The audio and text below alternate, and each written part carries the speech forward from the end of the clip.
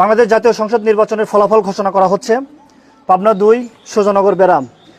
এখানে মোট ভোটার সংখ্যা 5,30,215 জন।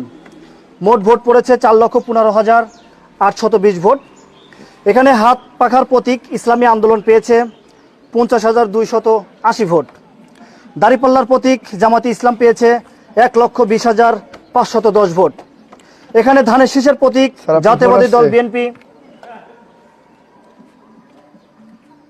হ্যালো, জি স্যার, জি স্যার, জি sir, okay sir, okay okay sir, okay sir, okay sir, আসসালামু আলাইকুম।